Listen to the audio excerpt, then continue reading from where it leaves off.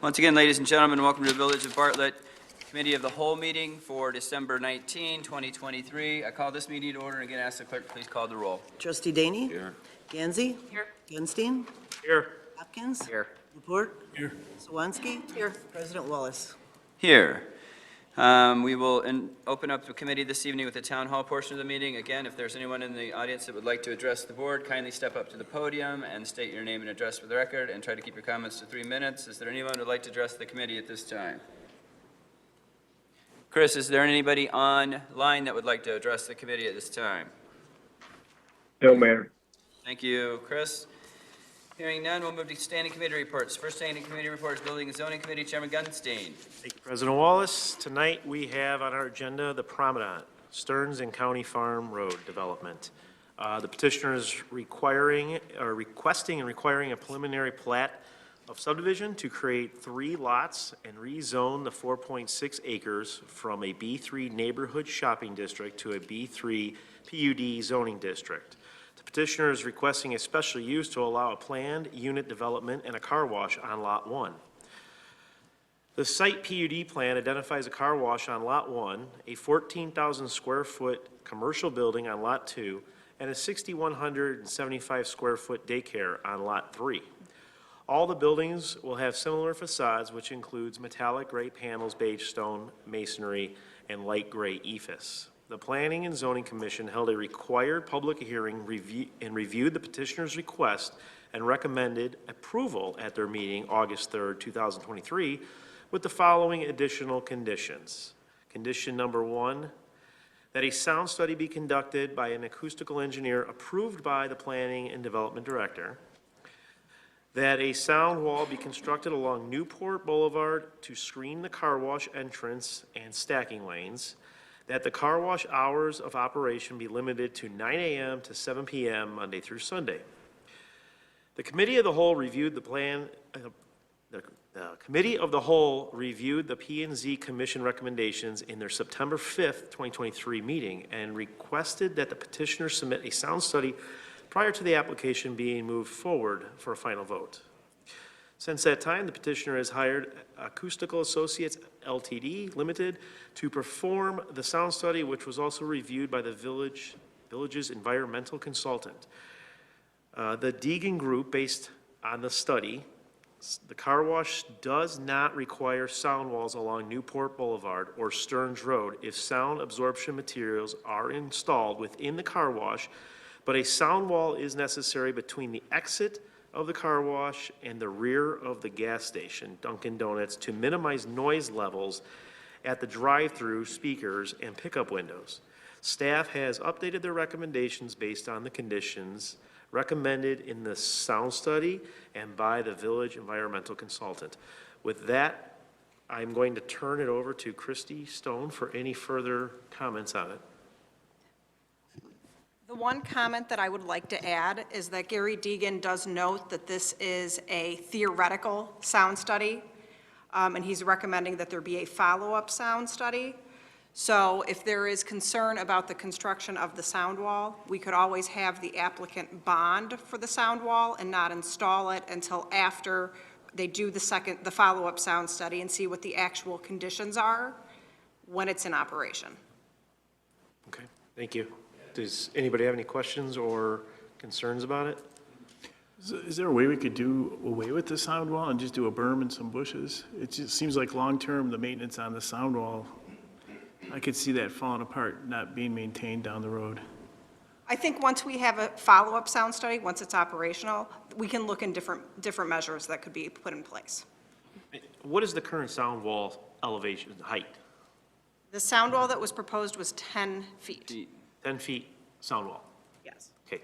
120 feet long, so I'm not sure how I'm gonna, Yeah, you're talking 10 feet from grade, correct? correct. So that's like a fortress. And I think that that's a little rough for that corner and just hard for that corner for me. I would rather see, like Trustee Laporte said, berm, bushes, evergreens, something a little bit more neighborly and inviting. So just for clarification, the sound wall that they're saying is necessary is located at this location. It's no longer along Stearns and Newport. It's not along Stearns and Newport at all. Okay, The so it sound has study been, said that was not necessary, so it's just looking at one here because it thought there may be potential impacts to the drive-through order for Dunkin' Donuts. okay. Is there a way with that sound wall being there that it can be moved back slightly so there can be greenery in front of it? Just to kind of hide the sound wall at this point? We have the flexibility with that, I yes. think that would be a positive for that. I just, I think the bonding idea is really a yeah, good one. absolutely. So, any other questions? All right. We will forward this to the village board for a final vote. All right, thank you, Mr. President. That's all I have tonight. Thank you, Chairman Gunstein. Next item on the committee this evening is under Public Works and Golf Committee, Chairman DEYNE. Thank you, Mr. President. We have, hang on one second here, let me get my notes out. Oh, we actually don't have anything on the agenda. Only kidding. First item we have on the agenda is the Public Works golf projects. And, well, staff has compiled information on recent public works projects for Bartlett Hills, the golf course, including informal estimates reviewed by both departments. The data highlights time savings from avoiding complex processes and the convenience of aligning projects with public works operational schedule. Specific project details and costs, such as repairs on the 18th hole, vault digging, and sidewalk replacement are provided. I believe we all received a copy of that, with the employee cost based at $41 per hour rate for full benefited employee from the streets department. And in summary, Public Works has done approximately 1 week's worth of work and reduced costs by approximately $10,000. Well, this is open for discussion.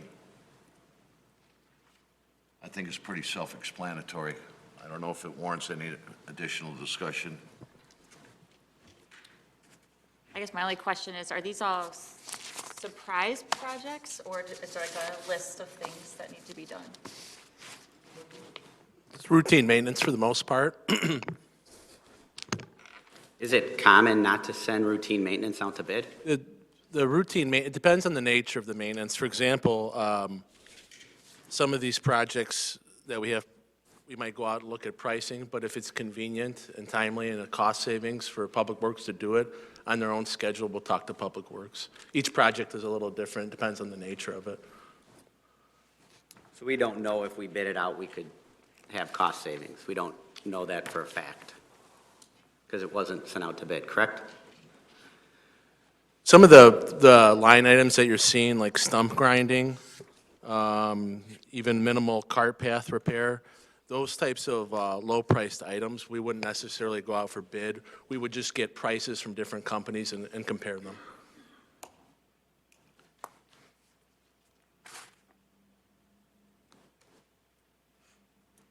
I don't have any. It'd probably take staff longer to review the bids on a $5,000 job than the savings would be, so. Right. Makes sense. And I know some of those were estimates, but the point remains is that, you know, it's from a number of sources that have reviewed that, they saved us, was it over $10,000? Is that what I said earlier?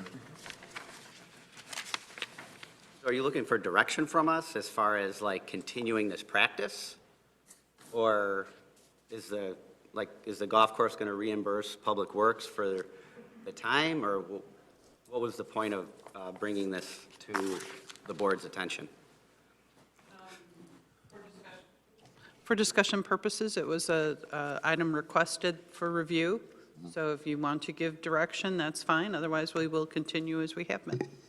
Yeah, I don't mind Public Works going over there and helping out and saving money as long as the golf course reimburses Public Works for their time over there. I mean, it just only makes sense. So it's definitely, if it's a cost savings, and it's definitely good, so as long as the golf course pays for it.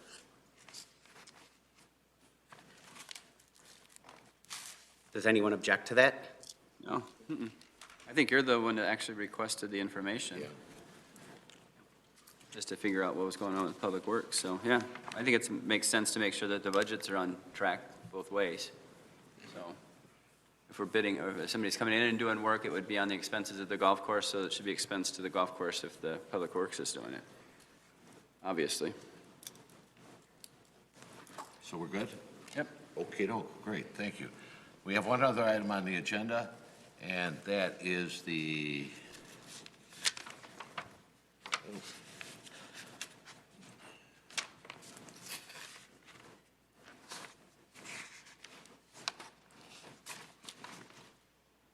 going through my notes here.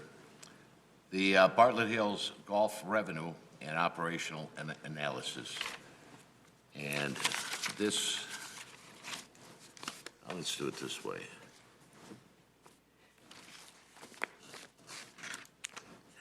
We received a memo that offers a detailed look into the Bartlett Hills Golf Course, including carts, fees, structures, and a breakdown of revenues versus expenses and an outline of the management structure. And again, this is for discussion only. And everybody received that, correct? Okay. Do we have any comments on that? Want me to take you through it a little bit and outline Yeah, it? that would be great. Sure. Go ahead, Scott. Yeah, so what we did here is we really took the golf course in its totality and broke it down in terms of an operational fiscal year, which was our most recent fiscal year that closed out on April 30th of 2023.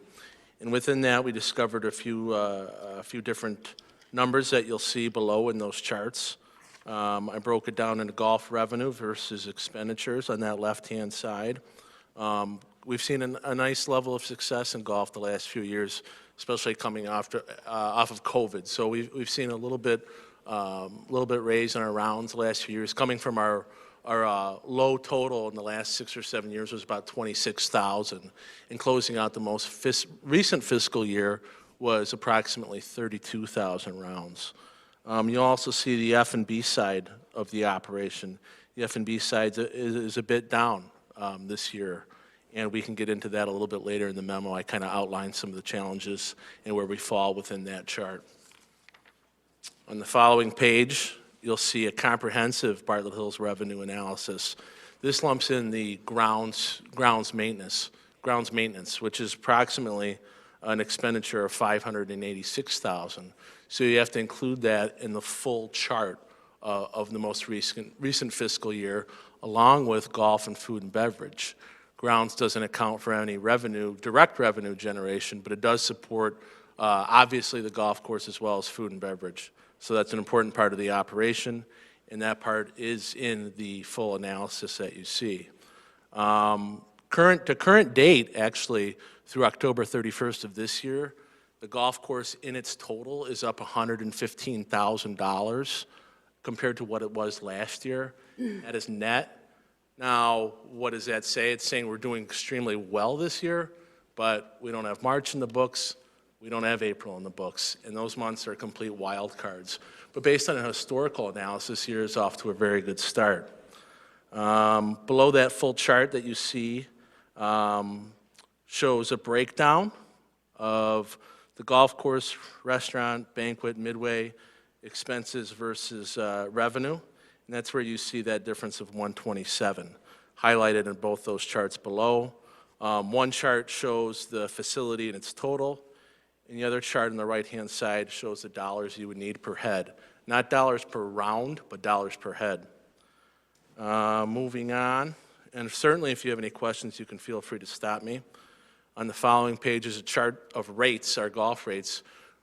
Based on our discussions that the board had last year during the budget season, we actually raised our rates $3 per head. That was pretty aggressive for us, and we're raising our rates again, another $1 per head. This will be the first time in quite some time we've raised our rates two years in a row, but we feel like our course and our grounds and the trend of the game calls for that. So we're going to raise our rates once again. Are you seeing that across the industry? We study the rate structure. Phil and his staff studies them. Some are staying the same, some are raising, depending on the projects they have going and depending on the things that they've done. Yeah, so we're staying in line with it. I would say in our list of 20 comparables, about 10 to 15 years ago, we were in that 12 range. But as the golf course has improved, as the grounds has improved, we're probably in that 6 to 7 range, in the region. So we are seeing, we're aligning, we're right there where the market dictates us to be, I would say. Are we going to see, like, staffing levels change now that, once the new irrigation system is put in? Because it was kind of told to us that there was a lot of upkeep on that system. There is, and Once you have a new system. they'll be able to use the time that they're using to repair the system to continue to beautify the course, which will justify us being continuing to be aggressive with the rates.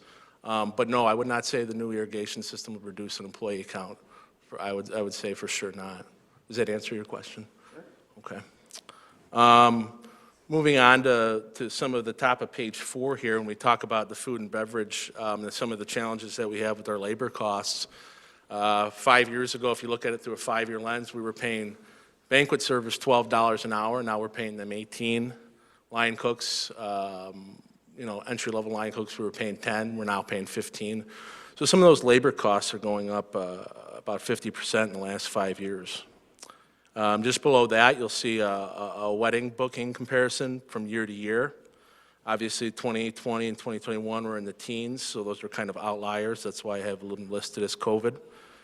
In 2024, you'll see 32 scheduled. Actually, it was 33 as of yesterday. We did book another wedding, and we're certainly hoping for 5 to 7 more as brides come in after the holiday season, after engagements occur. Then I go into a little bit talking about how we do budget for our numbers. Weather's obviously a big factor. It's difficult. Like I said, we came out of the gates really strong this year, but what's March going to do and what's April going to do is pretty unpredictable. Last year, in terms of golf round revenue generation, I think we had about $4,000. This year we have about 18, I think is about what it was. So certainly predicting for those weather's an issue. You lose one weekend, you're losing about $12,000 on the very low end of that.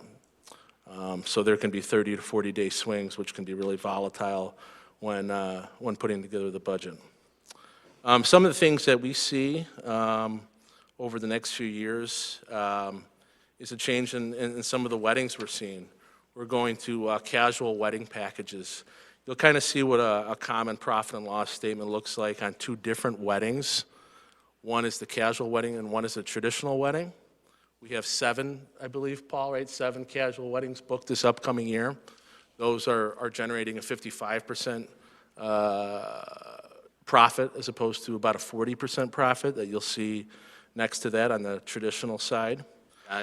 May I ask, I looked at this and I didn't understand. What is basically the difference between a casual wedding and a traditional wedding? Traditional wedding are people seated. Sorry? It's the traditional wedding is a seated affair. Okay. So if you have 150 folks, you'll have 150 salads, 150 plates of food, 150 desserts. The casual package is more of a buffet-style package with different stations. Okay. Right? Do you have anything to, and certainly golf staff, if you have anything to add, please do. They'll certainly have an opportunity to answer any questions. Does that answer your question? Less staff for those events, and we're seeing brides look for that more casual package. It's a little more trendy. The numbers you see here that we talked about the golf raising their rates. The current fiscal year, we have about a 6% increase right now in the food and beverage. In this upcoming year, any bookings that we're seeing after January 1st, we're incorporating a 10% increase from where we are right now. What is the goal for the number of weddings? As many as possible. I mean, What goals are set? Like, so you see, like, the numbers are, they've been pretty even, I guess, for a few years? we look at a lot of Google Analytics, the Wedding Wire, the Knot, and we try to make inroads and see where brides are spending most of their time, and that's where we'll put Do most of we have like a goal, like, oh, we had 40 this year, we want 55 next year? I'll let Paul answer that question about the specific. Yeah, we haven't seen anything in the 60s. We saw a few years ago, back in the low 50s, but we generally end up around in here. So I think what Trustee Gansey, not to speak for you, but maybe we should be setting a target number, otherwise it's tough to budget. Get there. Yeah. I do have a quick question on that note. 44 weddings, 6 of them canceled. What is the feedback and reasons why, like, they're canceling other than something happened? I mean, are they changing venues? Is there a venue better or? No, the bulk of those, probably half of those were COVID, and the other ones were breakups. To be honest, yeah. We keep their deposit for what it's worth and hopefully fill the date with a smaller event on short notice, but that's a real thing. Okay. So you see the numbers there. The staffing structure, obviously, Paul, Phil, and Matt are the 3 divisional heads between golf, food, and beverage, and grounds. They report to me. And just to highlight, I think if you kind of take a step back at a higher lens, certainly there's a lot of municipal courses in the area that are not profitable in the state of Illinois, more than there are that are. We certainly strive to make a profit. I think that's a good goal, and that's what we want to do. But I think it's important that the board does know that we have not been stagnant over the last several years. There are things that we have done. 10 years ago, we had an extra 1.5 employees, full-time equivalents at the golf course than we have now. So we're doing more with less staff. So that's one thing to look at. Our wedding capacity over the last 10 years has changed from about 160 to 210. A dozen years ago, you couldn't play golf all year round. If you were here a dozen years ago in the month of December, the greens would have been covered, and you would not have had a playable surface. You would have seen temporary greens for a lot lower revenue. So we're certainly keeping up with some of the trends. I mean, if you look at our midway and our beverage cart this year, along with snack and drink service in the clubhouse, they're both coming off record years. That's not in the last 10, that's ever. A lot of that's the meal deals, the weather, the playability, and the things that we're doing. So we're seeing some record numbers, and we're seeing indoor golf. We were actually open 365 days last year. That was unheard of several years ago. That just didn't exist. So we're certainly very, very proud of the establishment, and I owe a lot of credit to Paul and Phil, who have both been there 25 years. And we get all our outings come back, and we're very proud of that and our ratings. But we certainly understand we need to dig a little deeper and try to make some more money at the operation. If you have any questions, we'll be happy to answer them. I would just suggest, I know that Trustee Gansey kind of touched on this, but I know Phil has a target number for the number of rounds he needs to hit in order to hit. Obviously, there's some fixed costs in every operation. So there's fixed costs in the banquet, food, and beverage side also. So we should have a target number saying, if we do this many banquets, these many events, that's our break even, right? So we should always have a goal to book 5 or 10 more than that. And if we don't know that number, it makes it really difficult to push staff to that number. Sure, and when we do the budget, we formulate based on what we have on the books. But for an example, we were talking about one of those top-tier weddings that are $19,000. When you're sitting down with the budget. Boy, I'd take that deal any day. It's very rare. But I mean, things like, is the bride, I mean, when you're looking at these weddings, they can go from 180 to 140, 120 to 160. We have upgraded lighting, we have upgraded chairs, upgraded sashes on the chairs. They may change their meal structure, but certainly some more intensive goal setting, I think, is a great suggestion. Yeah, it is a good idea. Love to see that. I just had a question. Is the irrigation expense included in the golf program expense or the golf maintenance? No, the irrigation expense is, if you recall, we came to the board and discussed a payback. That would begin next year. The year that you're looking at is a snapshot of our most recent year. Okay, through April, right? It was. Yeah. So that number will increase the difference between revenue and expenses next year. So we need to mentally or physically budget for that, because it's going to double if our current difference is 127,000, add another 100,000 to that, 115,000 if our loan was 20 years. So we did a good job this year of closing the gap or getting closer to break even. In the subsequent years, you see the rate increases that we have going forward. So hopefully that'll also help bridge the gap.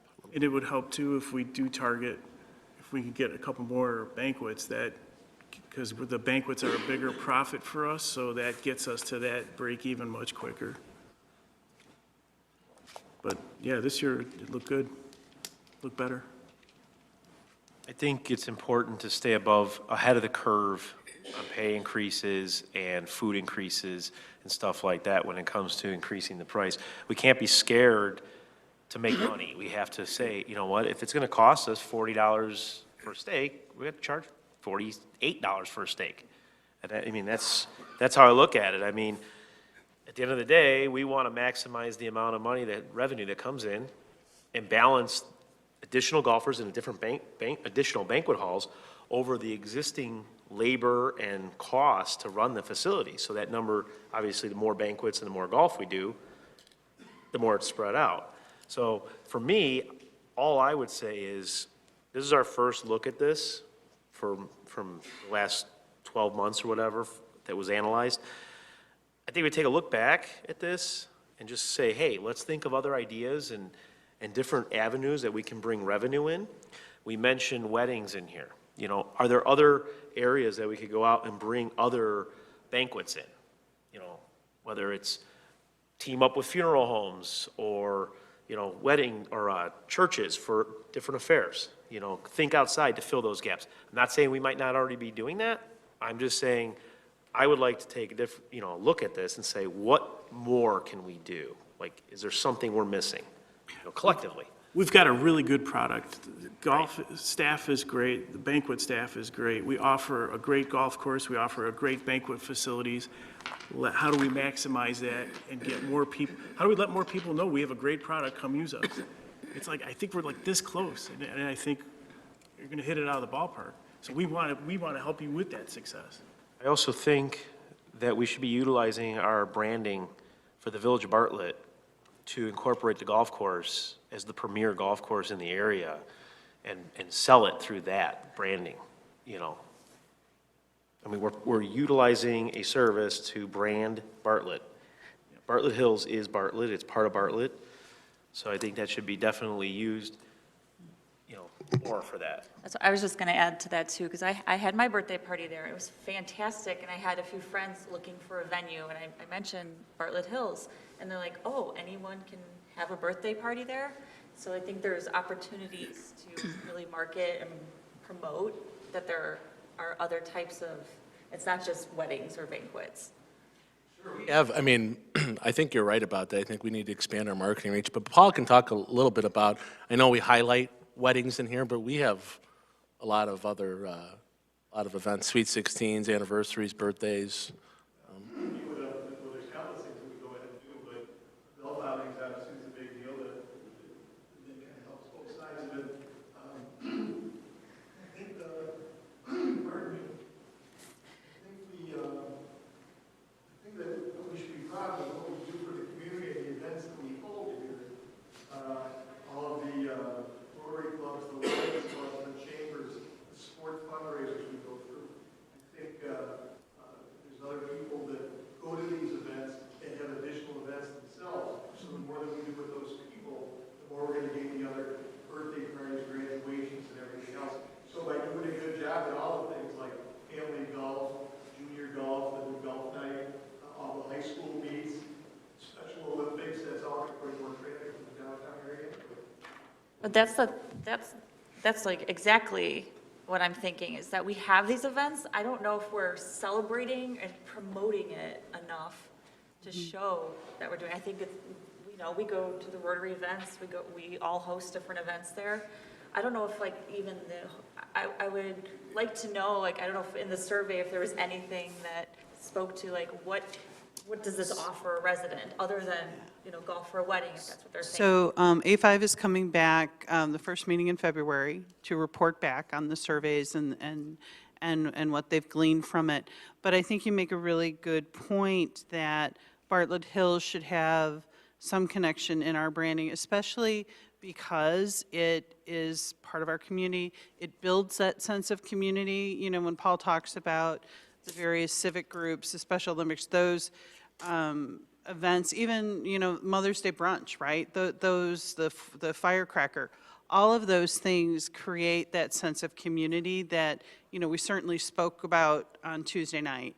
And so, putting a spotlight on that through our branding is an excellent direction. And one thing I'd like to add too is years ago, Bartlett Hills was known as, it's a value.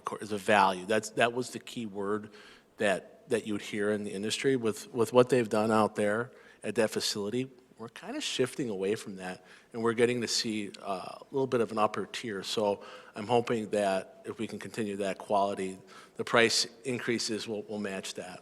Well, as we brand it as the premier golf course in the area, I think it's going to be pretty self-explanatory when somebody gets out there and golfs it, because it is a very well-run golf course.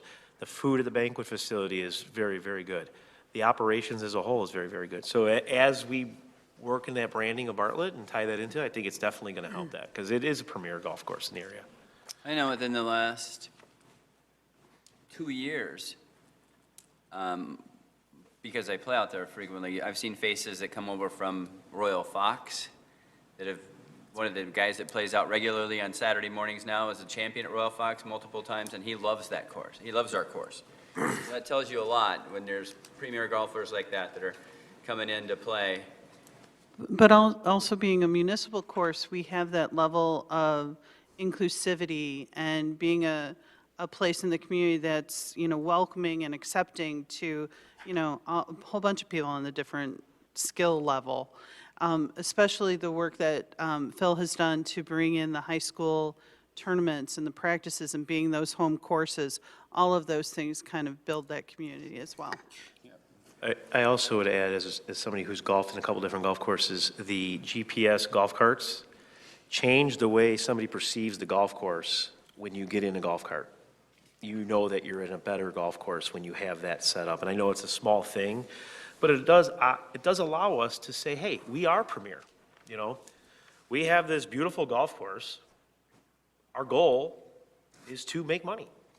We want to make money, so let's try every avenue we can make money at. And we can't control the weather. That's the only real variable. We can't control husbands and wives or boyfriend and girlfriend breaking up. But we try to weather the storm through all those different things and find as many avenues as we can. Well, I look forward to seeing the numbers a year from now, because we're doing everything the right way. It's just that the expenses still exceed the revenue. And if somebody is only looking at that, we could have, we could have the best of everything, but if the expenses continue to exceed the revenue, then it doesn't matter. On average, how far out are these weddings booked?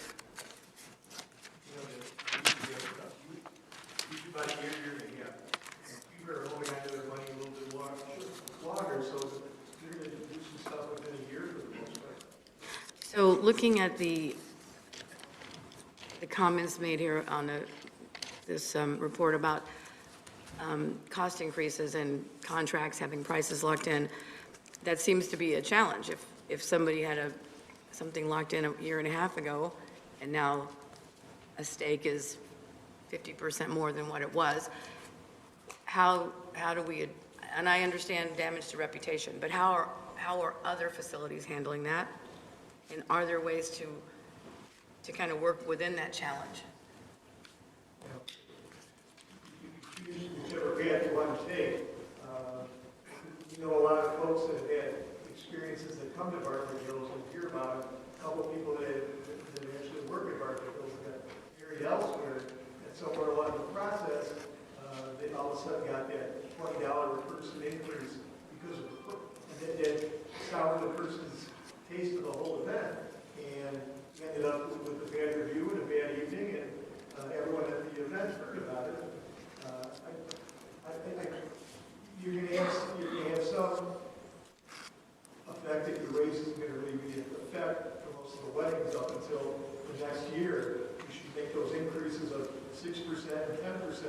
accordingly far enough in advance to offset that.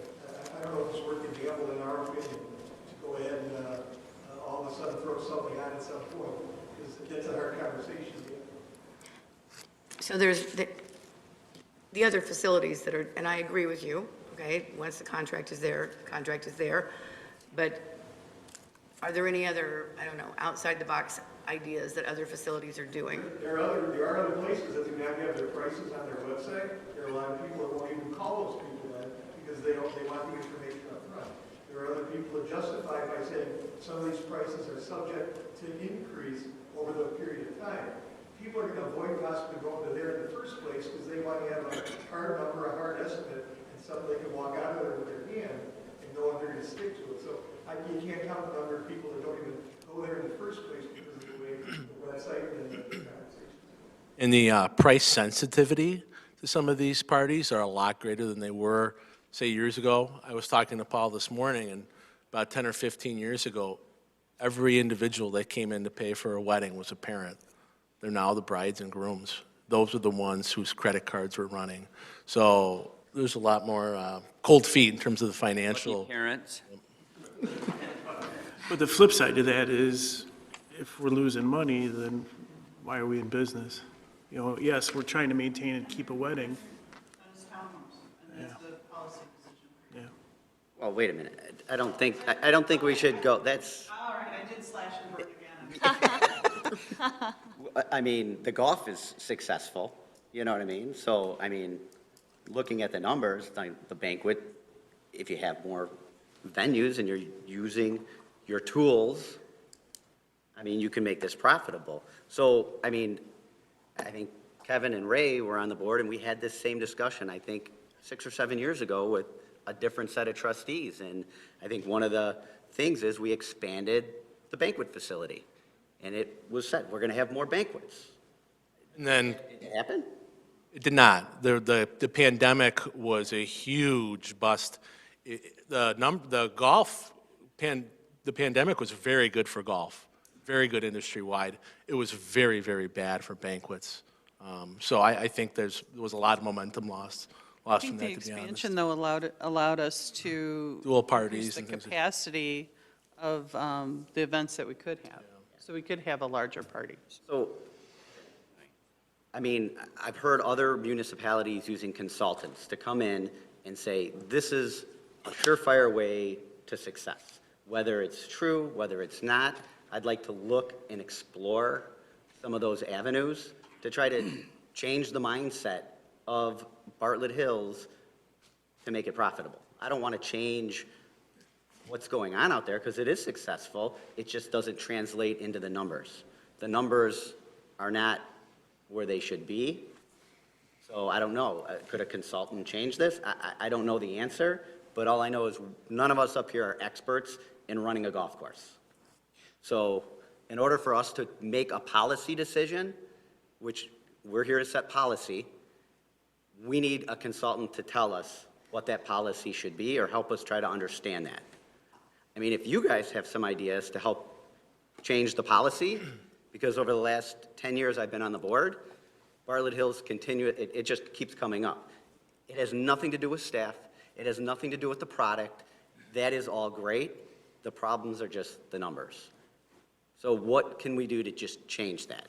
And I don't know, I think a consultant could help us understand better what's kind of going on. So that's just my 2 cents. What's the time frame on the branding for the Village of Bartlett to be implemented? They're coming to you, as Paula suggested, in February. I think the thought was that the branding campaign rolls out in April, May, to align itself with the beginning of the fiscal year. So Bartlett Hills, we meet with the branding consultants. A few of us on staff have weekly check-ins to discuss where we're at in the process, and the golf course will certainly be highlighted within that campaign. But if you recall, we did phase in the work of the consultant, right? So we're going Yeah. to be coming back with the next phase of funding that with the budget, so. I think it's It'll roll out. important to, and I don't disagree with Trustee Hopkins that it could be a second or third resort. What I really like to see right now, as it sits, it's a great facility. Let's just put our heads together as we have, and let's see what we can do. And let's see when the branding kicks in, if there's an opportunity, or if we see it increase. And let's kind of like step that up a little bit as we go. I think the branding would be great, but just to pull back the curtain a little bit, some of the things we do, we don't operate within our four walls. We get out there. We've had staff pretend to be husband and wife, and we toured over a dozen facilities and looked at prices and chicken upgrades. And so certainly the analysis that we do year after year might not be reflected in the memo, but that is one of the things we do in terms of the wedding industry. Like I said, we've pretended to be bride and groom. We make the phone calls. We do all sorts of things like that. But I think, like Trustee Gansey said, maybe a little more intensive goal setting would be appropriate. And I just want to address, I know it was a joke, but as long as I'm sitting here, I would never vote to sell the golf course. So that is an asset to Bartlett, and I think that there's a lot of other ways to correct or to modify or to change with the times to make it a facility that's, you know, in the black instead of the red. So, and continue to go up that route. So I just think, I was thinking about it the other day, I just think the branding has got to be focused on where we generate revenue, and that's one of the areas that we generate revenue. I mean, as a golfer, a novice golfer at best, I think it's a great course. I've golfed at a lot of different golf courses, and it's a great value. I can't say a single bad thing about the golf course. I mean, you know. I think the facility is 100% excels on both sides. It's just a great product. I think more people just need to know about it. And I did call today to book a 200-person banquet, and the date was already taken. So, Good to hear. but So just directionally, I would just like to suggest, and I'm in the mindset, I might be different than everybody up here, but I'm in the mindset if you have to get a consultant, then you got the wrong people driving the ship. Restaurants need to make money, banquet facilities need to make money. So if it's a staff, if we have too much staff, too much full-time staff, too big of a actual fixed cost, something has to be adjusted eventually to make that banquet facility and the course profitable. It's not really that complicated. So I would suggest we really sharpen our pencils when it comes to targets that we're going to try to hit for banquets. If we hit this target, this is going to be what will generate revenue. And these are the expenses that are fixed. These are expenses that are variable depending on which choice they pick. Let's make sure that's priced in, all of this stuff. It's not rocket science, but it takes a lot of work to plan forward and say, hey, next year I want X amount of events, and this is going to be the end result. So. Well, that's part of the formula. I mean, you increase revenue, decrease expenses, and you'll be at break even before you know it, or you'll be in the black. We all know that the food is spectacular. And, Everything is good. yeah. Good. All right, anyone else? Thank you, Mr. President. Before I close, I just want to thank the staff of Bartlett Hills, Phil and Matt. You guys do an outstanding job. The bunkers are incredible. I've had nothing but good. What are you doing in the bunkers, Ray? Yeah, playing with my shovel and my little bucket. And Paul, there's no doubt the food out there, everyone that comes out there. And I had suggested that another organization, I'm not going to mention any names, have their banquet at your facility. And got a confirmation on that, well, not at 100%, 90% certain that organization is going to move their facility, their banquet from the facility where they're at right now. So gentlemen, you know, you heard the comments from the board tonight. You know, you have a little work to do, but damn, that golf course is in great shape. And Matt, thank you so very much for everything you did. One other suggestion. Put a tree in the center of the fairway about 250 yards out, and I will hit that tree. Well, as long as you want to talk about trees, I'm so happy you cut down the limb on 15. It only took 3 years to cut that, 2 years, and 3 years to get a tee box on 7. So thank you very much. All right, that's all I have.